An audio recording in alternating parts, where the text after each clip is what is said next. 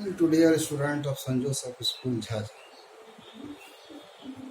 आज वर्ग 8C के लिए पाठ दूसरा जिसका नाम है असली याचक पढ़ाने जाना।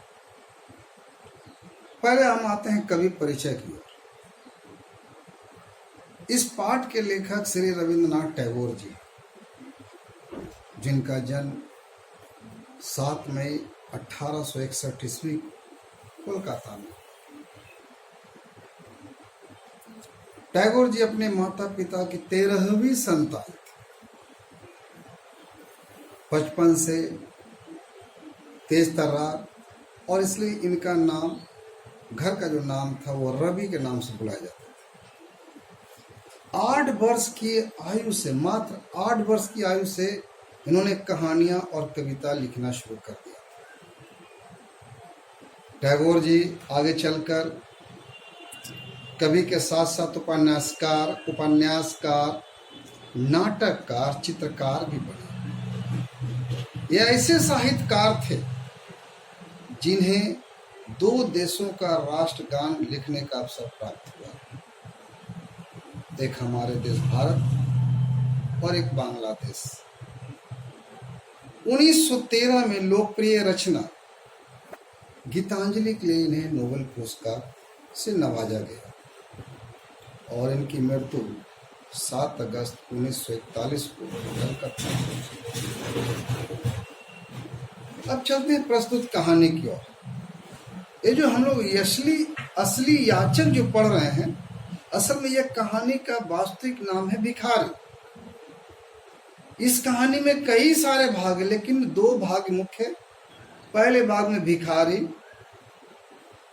एक 5-6 वर्ष का बालक, दूसरा उसकी हांडी, और दूसरे भाग में सेठ जी का वर्णन है। तो चले कहानी की ओर। अंधी जो देख नहीं पाते हैं, प्रतिदिन मंदिर के दरवाजे पर जाकर खड़ी होती है। मंदिर में जो पूजा पाठ करने आते, दर्शन करने वाले जब बाहर निकलते तो उन सब के सामने अंधी अपना हाथ फैलाकर कहती, बड़े नम्रता से, विनम्र भाव से कहती, बाबूजी अंधी पर दया हो जाए, यानी अंधी को कुछ दे दे। उसे पता था, उसे जानती थी कि मंदिर में आने वाले 100 हृदय और दयालु हुआ करते, हृदय के बड़े अच्छे, कोमल और दयावान हुआ करते, और कुछ न कुछ दे ही देंगे। उसका यह अनुमान असत्य नहीं था, गलत नहीं था। और जो मंदिर से पूजा पाठ करके निकलते, आने जाने वाले जो भी होते, 2-4 पैसे उसके हाथों में रख देते थे। बदले में अंधी उनको दुआएं देती, 100 बरस जियो, तरक्की करो, और उनकी 100 हृदयता को सराहती कि कितने अच्छे आप स्वभाव के, कितने दयालु हैं आप, भगवान भला करे इत्यादि का वो आशीर्वाद दिया करते। स्त्रियां भी कभी उसके पल्ले में थोड़ा थोड़ा अनाज डाल जाया करती थी, उसके प्रति दया दिखाती थी। सुबह से शाम तक इसी प्रकार हाथ फैलाए खड़ी रहती और आने जाने वाले, मंदिर जाने वाले या आसपास के लोग कुछ न कुछ दे दिया करते थे।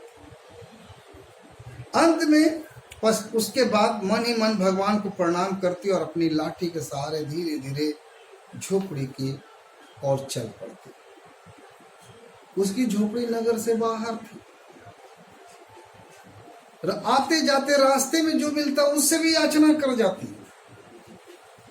कोई दे भी देते थे, कोई झिड़कियां भी डाल देते थे, डांट फटकार कर दिया था। तब पर भी अंधी निराश ना होती और यह याचना उसकी बराबर जारी रही। झोपड़ी तक पहुंचते पहुंचते 2-4 पैसे और मिल ही जाते।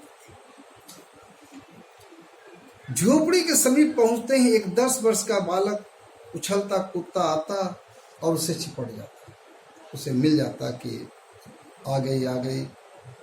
अंधी तो देख नहीं पाती थी, उसे टटोल कर माथे को चूमती। बच्चा कौन है, किसका है, कहां से आया, कोई नहीं जानता था, किसी को पता नहीं था, कोई उससे परिचित भी नहीं था। कहते 5 बरस हुए पास पड़ोस ने उसे अकेला देखा था। घूमते हुए देखा था। इन्हीं दिनों एक दिन संध्या समय लोगों ने उसकी गोद में बच्चा देखा, वह रो रहा था। किसके गोद में? अंधी के गोद में। अंधी उसका मुख चुम चुम कर चुप कराने की कोशिश कर रही थी। यह कोई असाधारण सी घटना न थी। अतः किसी ने पूछा कि बच्चा किसका है। उसी दिन से बच्चा अंधी के पास था, रहने लगा और वो प्रसन्न भी था। वह उसको अपने से अच्छा खिलाती और पहनाती, जितना लाती मांग के लाती, जो अच्छा होता खिलाती और जो बचा कुछ अपने खाती, उसे प्यार से रखती थी। अंधी उसी अपनी झोपड़ी में एक हांडी, मिट्टी की हांडी गाड़ करके रखी थी। संध्या समय जो कुछ मांग कर लाती उसमें वो डाल देती थी और किसी वस्तु से ढाक लेती थी, इसलिए कि दूसरे व्यक्ति की उस पर नजर ना पड़े, दृष्टि ना पड़े। खाने के लिए काफी मिल जाता था, बहुत सारे अनाज मिल जाते थे, उससे वो काम चलाती थी और पैसे जितने थे उसमें सब भर भर करके रख देती थी और ढक देती थी। लेकिन सबसे पहले खिलाने के क्रम में अपने बच्चों को खिलाती थी भरपेट, तब बचा कुचा खा लेती थी।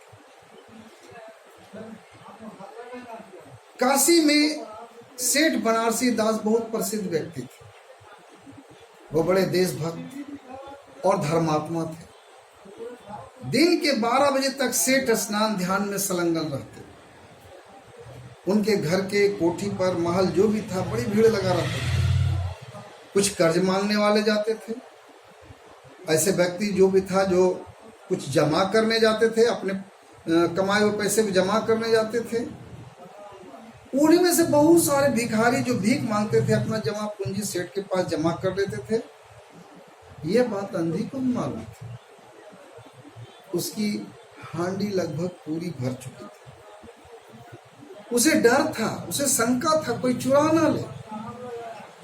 तब एक दिन उसने क्या की, उसे चुराने के डर से कि चुरा ना ले, संध्या समय अंधी ने हांडी उखाड़ी जमीन के अंदर से और फटे हुए आंचल में छिपा कर धीरे धीरे सेठ जी के कोठी पर जा पहुंचे। सेठ जी उस समय बही खाते के पन्ने उलट रहे थे। उन्होंने पूछा, क्या है बुढ़िया? अंधी ने हांडी आगे बढ़ा दी और कहा, सेठ जी इसे अपने पास जमा कर लो। मैं अंधी, ऊपर से अपाहिज, इसे कहाँ रखती फिरूंगी? कोई चोरी कर ले, कोई लेके भाग जाए। सेठ जी ने हांडी की ओर देखकर कहा, इसमें क्या है बताओ? अंधी ने उत्तर दिया, भीख मांग मांग कर अपने बच्चे के लिए 2-4 पैसे जमा किए, इकट्ठे किए। हांडी भर गई है, अगर अपने पास रखती हूँ तो डर है चोरी करने का, इसलिए अपने पास रखने से डरती हूँ। कृपया इन्हें आप अपनी कोठरी में रख ले। सेठ जी ने मुनीब जी को इशारा किया, कहा, ए भाई इसे जमा कर लो, बही में लिख लो।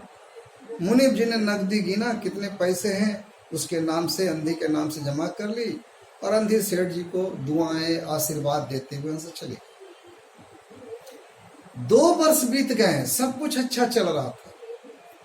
एक दिन की बात है, लड़के को बहुत जोर से बुखार आ गई, ज्वर चढ़ा। अंधी ने दवा दारू की, झाड़ फूंक भी करवाया, टोने टोटके की परीक्षा भी की, परंतु सारा कार्य बेकार हो गया। सारे मेहनत बेकार हो गए, सारे प्रयत्न बेकार हो गए। लड़के की दशा दिन पर दिन खराब होती चली गई, बुरी होती चली गई। अंधी बहुत निराश हो गई, परंतु फिर ध्यान आया, संभवतः डॉक्टर की इलाज से कुछ फायदा हो सकता है डॉक्टर की इलाज से बच जाए। इस विचार को आते हुए गिरती पड़ती किसी तरह से लंगड़ाती पकड़ाती सेठ जी के पास गई। सेठ जी वहां पर मौजूद थे।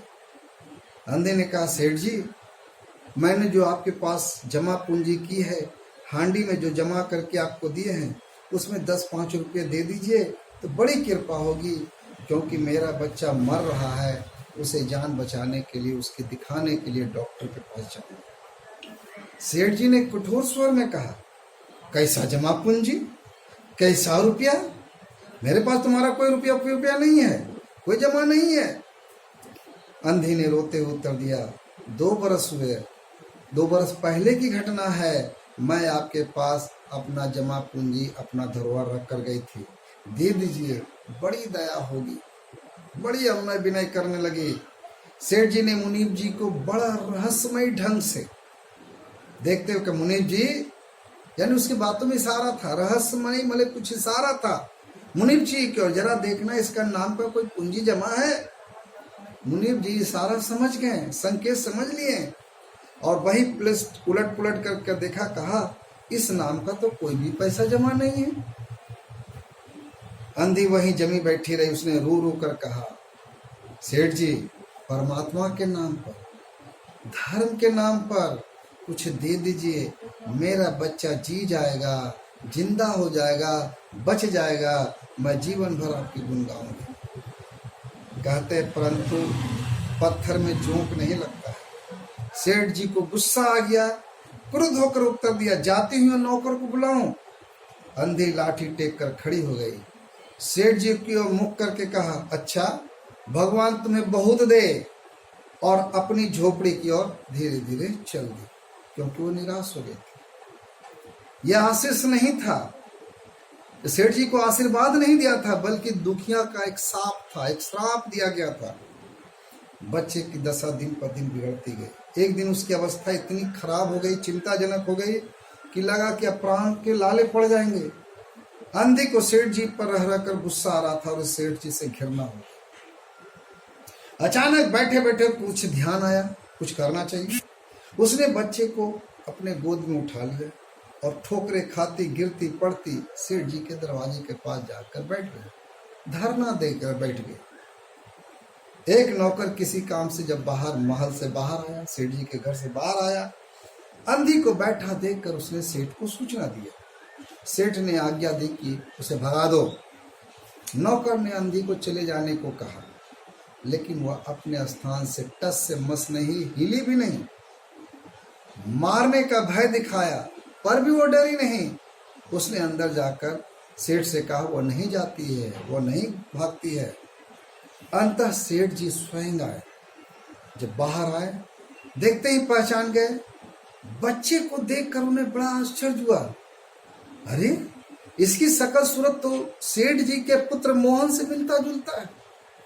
7 बरस पहले की बात है, तब मोहन किसी मेले में खो गया था।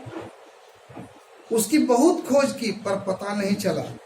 तब याद आया मोहन की जांघ पर एक लाल रंग का चिन्ह था, निशान था।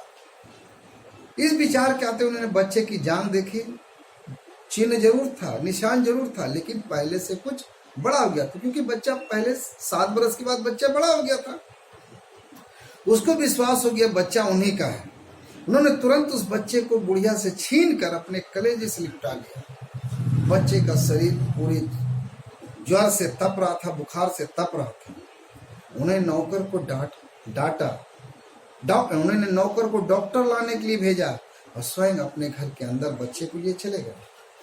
अंधी बेचारी चिल्लाने लगे, अरे मेरे बच्चों को ना ले जाओ, मेरे बच्चे को ना ले जाओ, अरे मेरा रुपया तो खा ही गए, हजम कर ही गए, मेरे बच्चे को भी छीनोगे। सेठ जी बहुत चिंतित हुए, कहा यह बच्चा मेरा है, 7 बरस पहले यह खो चुका था, मिला है, सो अब इसे कहीं जाने नहीं दूंगा। लाख यत्न करके इसकी जान को बचाऊंगा, बड़े डॉक्टर को दिखा के इसकी जान की सुरक्षा करो। अंधी ने जोर से हंसा, जैसे हंसते हैं लोग, जोर से हंसा, तुम्हारा बच्चा?